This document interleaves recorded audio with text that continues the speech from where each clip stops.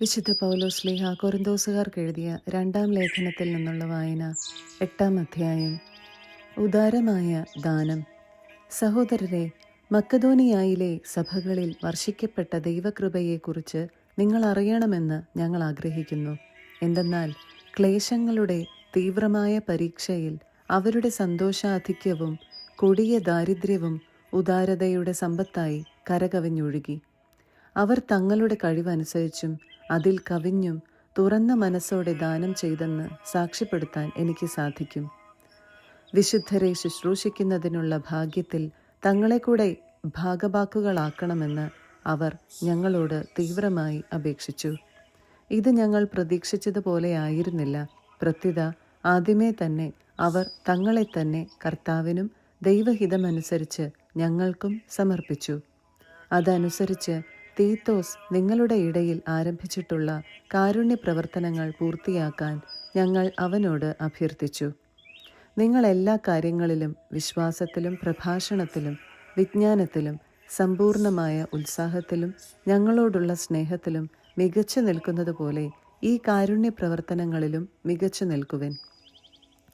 ഞാൻ നിങ്ങളോട് കൽപ്പിക്കുകയല്ല, നിങ്ങളുടെ സ്നേഹം യഥാർത്ഥമാണെന്ന് മറ്റുള്ളവരുടെ ഉത്സാഹത്തിലൂടെ തെളിയിക്കുകയാണ്. നമ്മുടെ കർത്താവായ യേശുക്രിസ്തുവിൻ്റെ കൃപ നിങ്ങൾക്കറിയാമല്ലോ.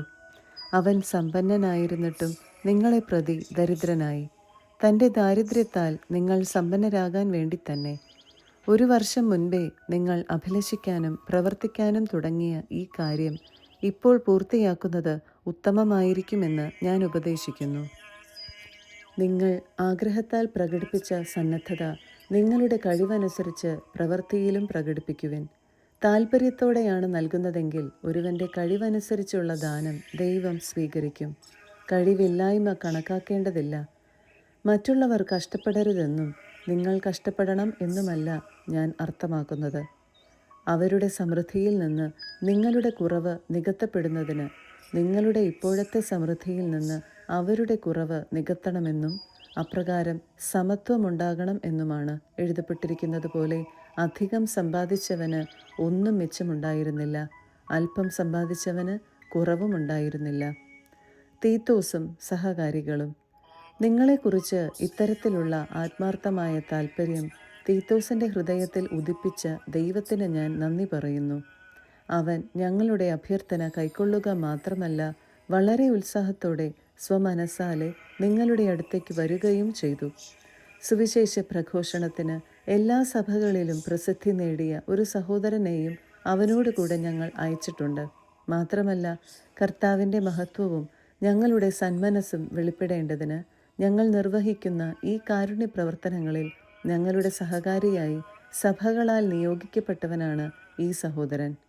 ഉദാരമായ ഈ ദാനം കൈകാര്യം ചെയ്യുന്നതിൽ ആരും ഞങ്ങളെ കുറ്റപ്പെടുത്താതിരിക്കാൻ ഞങ്ങൾ ശ്രദ്ധിക്കുന്നുണ്ട്. കർത്താവിൻ്റെ മുൻപാകെ മാത്രമല്ല, മനുഷ്യരുടെ മുൻപാകെയും ആദരണീയമായതേ ഞങ്ങൾ ലക്ഷ്യമാക്കുന്നുള്ളൂ. പല കാര്യങ്ങളിലും ഉത്സാഹിയാണെന്ന് ഞങ്ങൾ പലതവണ പരീക്ഷിച്ചറിഞ്ഞ ഞങ്ങളുടെ ഒരു സഹോദരനെ കൂടെ അവരോടൊത്ത് ഞങ്ങൾ അയച്ചിട്ടുണ്ട്. നിങ്ങളിലുള്ള ഉത്തമ വിശ്വാസം നിമിത്തം ഇപ്പോൾ അവൻ പൂർവോപരി ഉത്സാഹിയാണ്. തീത്തോസിനെ പറ്റി പറഞ്ഞാൽ, നിങ്ങളുടെ ഇടയിലെ ശുശ്രൂഷയിൽ എൻ്റെ പങ്കുകാരനും സഹപ്രവർത്തകനുമാണ് അവൻ. ഞങ്ങളുടെ സഹോദരന്മാരാകട്ടെ സഭകളുടെ അപ്പസ്തോലന്മാരും ക്രിസ്തുവിൻ്റെ മഹത്വവുമാണ്. ആകയാൽ നിങ്ങളുടെ സ്നേഹത്തിൻ്റെയും നിങ്ങളെക്കുറിച്ചുള്ള ഞങ്ങളുടെ പ്രശംസയുടെയും തെളിവ് സഭകളുടെ മുൻപാകെ ഇവർക്ക് നൽകുവിൻ. 9-ാം അധ്യായം. വിശുദ്ധർക്കുള്ള ധനശേഖരണം. വിശുദ്ധർക്ക് വേണ്ടിയുള്ള ശുശ്രൂഷയെപ്പറ്റി ഞാൻ നിങ്ങൾക്ക് എഴുതേണ്ടതില്ല. നിങ്ങളുടെ സന്നദ്ധത എനിക്ക് ബോധ്യമുള്ളതാണ്. കഴിഞ്ഞ വർഷം മുതൽ അക്കായിയായിലുള്ളവർ തയ്യാറായിരിക്കുകയാണെന്ന് മക്കദോനിയാക്കാരോട് ഞാൻ പ്രശംസിച്ചു പറയുകയുണ്ടായി. നിങ്ങളുടെ തീക്ഷ്ണത നിരവധി ആളുകൾക്ക് ഉത്തേജനം നൽകിയിട്ടുണ്ട്. ഇക്കാര്യത്തിൽ നിങ്ങളെക്കുറിച്ചുള്ള ഞങ്ങളുടെ പ്രശംസ നിരർത്ഥകമാകാതിരിക്കാനാണ് സഹോദരന്മാരെ ഞാൻ അയച്ചിരിക്കുന്നത്.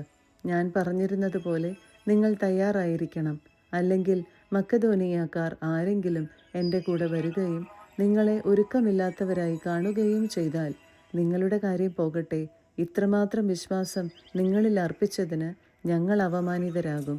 അതിനാൽ എനിക്ക് മുൻപേ നിങ്ങളുടെ അടുത്ത് വന്ന് നിങ്ങൾ വാഗ്ദാനം ചെയ്ത ഉദാരമായ സംഭാവന മുൻകൂട്ടി സജ്ജമാക്കാൻ സഹോദരന്മാരെ പ്രേരിപ്പിക്കുക ആവശ്യമാണെന്ന് ഞാൻ കരുതി.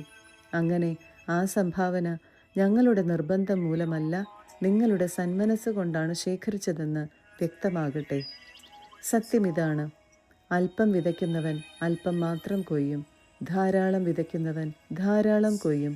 ഓരോരുത്തരും സ്വന്തം തീരുമാനമനുസരിച്ച് വേണം പ്രവർത്തിക്കാൻ. വൈമനസ്യത്തോടെയോ നിർബന്ധത്തിന് കീഴ്വഴങ്ങിയോ ആകരുത്. സന്തോഷപൂർവ്വം നൽകുന്നവനെയാണ് ദൈവം സ്നേഹിക്കുന്നത്. നിങ്ങൾക്ക് ആവശ്യമുള്ളതെല്ലാം സദാ സമൃദ്ധമായി ഉണ്ടാകാനും സൽകൃത്യങ്ങൾ ധാരാളമായി ചെയ്യാനും വേണ്ട എല്ലാ അനുഗ്രഹങ്ങളും സമൃദ്ധമായി നൽകാൻ കഴിവുറ്റവനാണ് ദൈവം. എഴുതപ്പെട്ടിരിക്കുന്നത് പോലെ അവൻ വാരി വിതറി, അവൻ ദരിദ്രർക്ക് ദാനം ചെയ്തു, അവൻ്റെ നീതി എന്നേക്കും നിലനിൽക്കുന്നു. വിതക്കാരന് വിത്തും ഭക്ഷിക്കാൻ അപ്പവും കൊടുക്കുന്നവൻ നിങ്ങൾക്ക് വിതയ്ക്കാനുള്ള വിത്ത് തരുകയും അതിനെ വർദ്ധിപ്പിക്കുകയും നിങ്ങളുടെ നീതിയുടെ വിളവ് സമൃദ്ധമാക്കുകയും ചെയ്യും. നിങ്ങൾ ഉദാരശീലരാകേണ്ടതിന് ദൈവം നിങ്ങളെ എല്ലാ വിധത്തിലും സമ്പന്നരാക്കുകയും അത് ഞങ്ങളിലൂടെ ദൈവത്തിന് കൃതജ്ഞതാസ്തോത്രമായി പരിണമിക്കുകയും ചെയ്യും. എന്തെന്നാൽ സേവനത്തിൻ്റെ ഈ ശുശ്രൂഷ വിശുദ്ധരുടെ ആവശ്യങ്ങൾ നിറവേറ്റുക മാത്രമല്ല, ദൈവത്തിന് അർപ്പിക്കുന്ന നിരവധി കൃതജ്ഞതാസ്തോത്രങ്ങളിലൂടെ കരകവിഞ്ഞൊഴുകുക കൂടി ചെയ്യുന്നു. ക്രിസ്തുവിൻ്റെ സുവിശേഷം ശിരസാ വഹിക്കുന്നതിനുള്ള നിങ്ങളുടെ വിധേയത്വം വഴിയും അവരോടും മറ്റെല്ലാവരോടും നിങ്ങൾക്കുള്ള കൂട്ടായ്മയുടെ ഔദാര്യം വഴിയും നിങ്ങളുടെ ശുശ്രൂഷയെപ്പറ്റി ബോധ്യപ്പെട്ട് അവർ ദൈവത്തെ സ്തുതിക്കും. മാത്രമല്ല, നിങ്ങളിൽ മികച്ചു നിൽക്കുന്ന ദൈവകൃപ നിമിത്തം അവർ നിങ്ങളെ കാണാൻ ആഗ്രഹിക്കുകയും നിങ്ങൾക്ക് വേണ്ടി പ്രാർത്ഥിക്കുകയും ചെയ്യും. അവർണ്ണനീയമായ ദാനത്തിന് ദൈവത്തിന് സ്തുതി. 10-ാം അധ്യായം. പൗലോസിൻ്റെ ന്യായവാദം.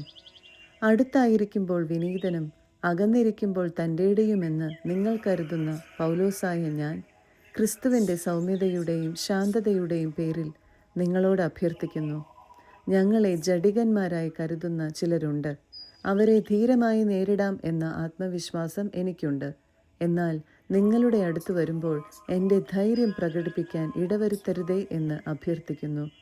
ഞങ്ങൾ ജീവിക്കുന്നത് ജഡത്തിലാണെങ്കിലും ജഡിക പോരാട്ടമല്ല ഞങ്ങൾ നടത്തുന്നത്. എന്തുകൊണ്ടെന്നാൽ ഞങ്ങളുടെ സമരായുധങ്ങൾ ജഡികമല്ല. ദുർഗമങ്ങളായ കോട്ടകൾ തകർക്കാൻ ദൈവത്തിൽ അവ ശക്തങ്ങളാണ്. ദൈവത്തെപ്പറ്റിയുള്ള അറിവിനെതിരായ വാദമുഖങ്ങളെയും ഔദ്ധത്യപൂർണമായ എല്ലാ പ്രതിബന്ധങ്ങളെയും ഞങ്ങൾ തകർക്കുകയും ക്രിസ്തുവിനെ അനുകരിക്കേണ്ടതിന് എല്ലാ ചിന്താഗതികളെയും കീഴ്പ്പെടുത്തുകയും ചെയ്യുന്നു. നിങ്ങൾ പൂർണ്ണമായി അനുസരിക്കുന്നവരായതിനു ശേഷം അനുസരിക്കാത്തവരെ ശിക്ഷിക്കാൻ ഞങ്ങൾ സന്നദ്ധരായിരിക്കുകയാണ്. നിങ്ങൾ കൺമുൻപിലുള്ളത് കാണുക. ആരെങ്കിലും താൻ ക്രിസ്തുവിനുള്ളവനാണെന്ന് ദൃഢമായി വിശ്വസിക്കുന്നെങ്കിൽ ഞങ്ങളും അവനെപ്പോലെ ക്രിസ്തുവിനുള്ളവരാണെന്ന് മനസ്സിലാക്കിക്കൊള്ളട്ടെ. ഞങ്ങളുടെ അധികാരത്തെപ്പറ്റി ഞാൻ കുറച്ചധികം പ്രശംസിച്ചാലും അതിലെനിക്ക് ലജ്ജിക്കാനില്ല.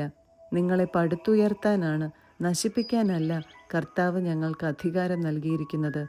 ലേഖനത്തിലൂടെ നിങ്ങളെ ഭയപ്പെടുത്തുന്നവനായി എന്നെ നിങ്ങൾ കണക്കാക്കരുത്. എന്തെന്നാൽ ചിലർ പറയുന്നു, അവൻ്റെ ലേഖനങ്ങൾ ഈടുറ്റതും ശക്തവുമാണ്. എന്നാൽ അവൻ്റെ ശാരീരിക സാന്നിധ്യം അശക്തവും ഭാഷണം മനസ്സിലേശാത്തതുമാണ്. അകലെയായിരിക്കുമ്പോൾ ലേഖനത്തിലൂടെ പറയുന്നത് തന്നെയാണ് അടുത്തായിരിക്കുമ്പോൾ ഞങ്ങൾ പ്രവർത്തിക്കുന്നത് എന്ന് ഇക്കൂട്ടർ ധരിക്കട്ടെ. ആത്മപ്രശംസ നടത്തുന്നവരുടെ ഗണത്തിൽപ്പെടാനോ ഞങ്ങളെ അവരോട് താരതമ്യം ചെയ്യാനോ ഞങ്ങൾ തുനിയുന്നില്ല. പരസ്പരം അളക്കാനും തുലനം ചെയ്യാനും സാഹസപ്പെടുന്ന വിഡ്ഢികളാണ് അവർ. ഞങ്ങൾ അതിരു കടന്ന് ആത്മപ്രശംസ ചെയ്യുകയില്ല. ദൈവം ഞങ്ങൾക്ക് നിശ്ചയിച്ചു തന്നിട്ടുള്ള പരിധി ഞങ്ങൾ പാലിക്കും. ആ പരിധിയിൽ നിങ്ങളും ഉൾപ്പെടുന്നു. നിങ്ങളുടെ അടുത്ത് എത്തിയിട്ടില്ലാത്തവരെ പോലെ കൈയെത്തിച്ചു പിടിക്കാൻ ഉദ്യമിക്കുകയല്ല. ക്രിസ്തുവിൻ്റെ സുവിശേഷവുമായി നിങ്ങളുടെ അടുത്ത് വന്നത് ഞങ്ങളാണല്ലോ. അന്യരുടെ പ്രയത്നങ്ങളുടെ ഫലം സ്വായത്തമാക്കി അതിരു കവിഞ്ഞ് അഹങ്കരിക്കുന്നവരല്ല ഞങ്ങൾ.